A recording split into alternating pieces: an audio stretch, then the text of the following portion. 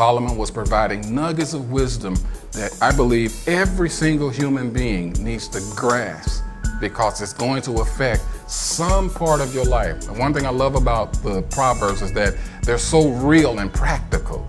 We're actually taking the time to go through this first chapter of Proverbs and look at what Solomon was actually dealing with and what he was talking to us about and how it affects our lives in very specific ways.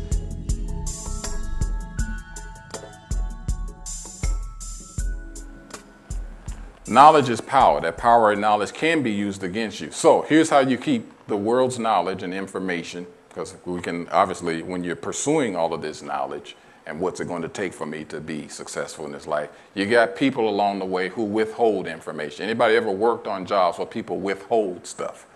I heard someone on my job recently describing their experience.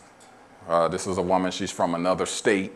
And she moved here to Harrisburg a few years ago, and she said no matter what agency she worked for, what company she worked for, the same pattern kept happening to her here in Harrisburg. And that is, she said, I'd work a job, get started, and nobody would ever tell me what I was supposed to do.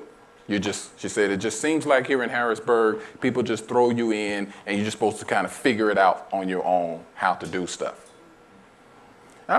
So listening to her, I was like, okay, it's not just me. It wasn't just my experience. Just kind of, and so that's because you discover, I'm sure many of you have, is that the reason why information is withheld is because that person is keeping their bit of power. Because if they share that information, that means somebody else has that information, and now people don't have to come to me anymore for that information, and therefore I might lose my job. Because I need to keep this information, and withholding this makes everybody have to come to me. And if everybody has to come to me, then that means I'm needed. Thank you, dear. I'm needed. And if I'm needed, I keep my job. The moment I'm not needed, I'm out of here. So the way that I keep my position, my power, is to withhold information.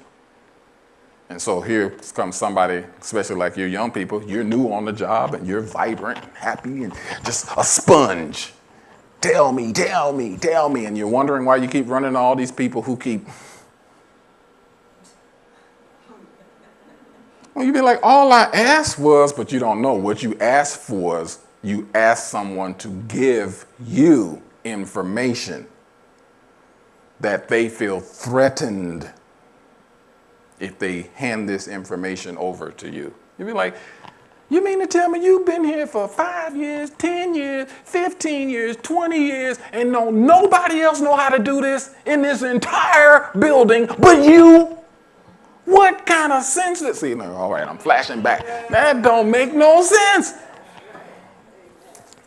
But that's how people withhold their positions and their influence. And that goes on in business. It definitely goes on in church. It goes on in politics. It goes on everywhere. So how are we supposed to advance then? How can we be successful if all this information is withheld from us? Or, here's the other part, then stuff is used against us. Information, whatever they discover about you, and what your skills are and all that kind of thing. Information is used against you. So how are you supposed to advance? Stuff is withheld from you, and whatever information there is that's out there, it's used against you.